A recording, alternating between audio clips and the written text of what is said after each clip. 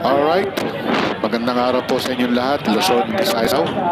So today is Andres Bonifacio Day, no, Sunday. Nandito po tayo ngayon sa kahabaan ng CM Recto Avenue, Quiapo, Manila, no. Andito na po ang ating magigiting na kapulisan. Nag-aabang na po sila ng magtatangka na manggulo o manghimasok dito po sa Menjola. Kaya dito pa lang nakaabang na po sila para maiwasan na po ang nangyari katulad po nung dati. So ito po ngayon ang sitwasyon dito. Nandito po yung mga magkikilos protesta para ipaglaban, no, na panagutin at maipakulong ang mga korap sa ating gobyerno.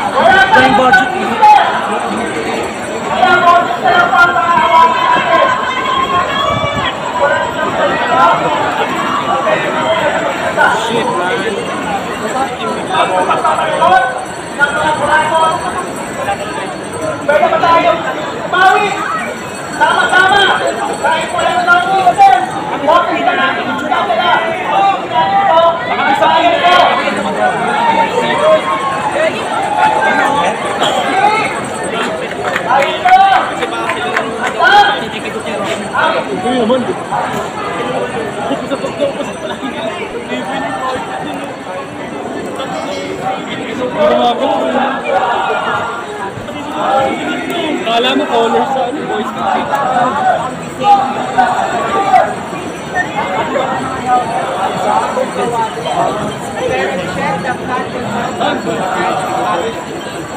Isang mali ka lang.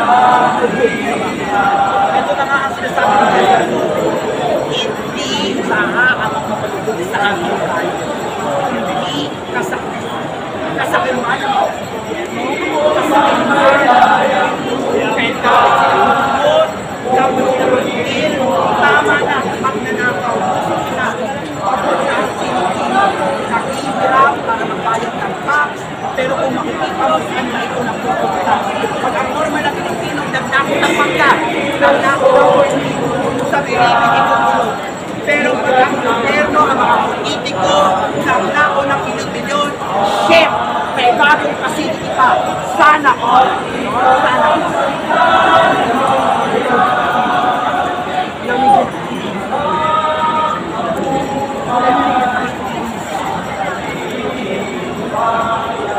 Talaga na balitin ako.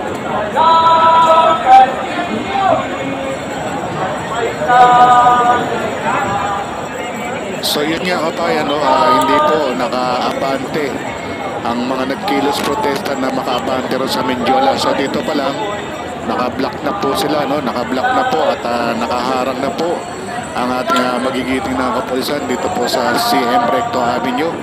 So kaya dito na lang po nagsagawa ng pagrarally o paglalahad ng kanilang damdamin ng mga nagkilos protesta laban po sa korupsyon ng ating gobyerno. Lord, pag nakulong ako yung bahay. Kaya palaligan natin.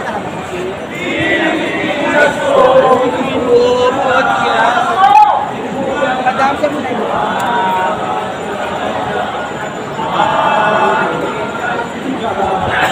Pagkitang ang sandalan!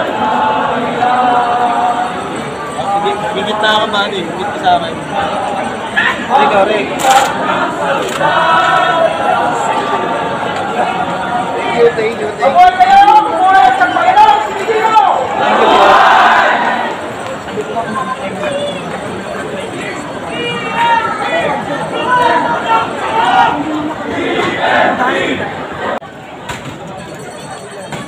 So sa ngayon medyo peaceful, no? Nakaantabi pa rin ang ating magigiting na kapulisan, no? At maayos naman yung nagaganap, yung kasalukuyang rally ng ating mga kababayan dito sa CM Recto Avenue.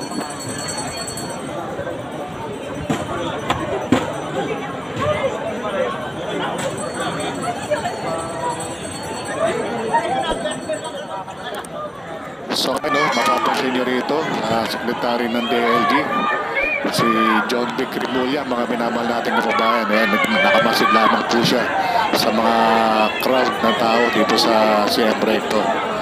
Ayan, siya po yan yung nakatayong ganyan na mga minamahal nating kababayan. So nagmamasid lamang siya, no? Tinitingnan ko ano yung magiging reaction ng mga kababayan dito sa nagaganap na kilos protesta dito po sa kahabaan ng CM Recto Avenue, Quiapo, Manila.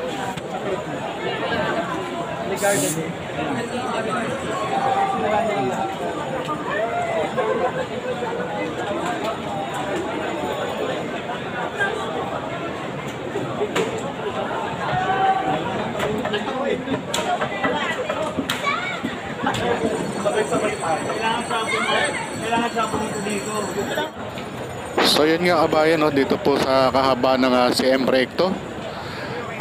Lumisan na po yung mga nagprotesta, no, yung mga nagrally dito sa lugar ng CM Recto Avenue, yung tumbok po ng Mendiola. So ganun din po ang ating mga kapulisan. Isa-isa na rin pong nag-aalisan sa kanilang pwesto dito sa kahabaan ng CM Recto.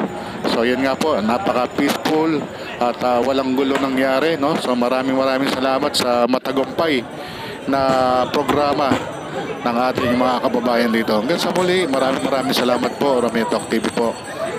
Thank you so much po.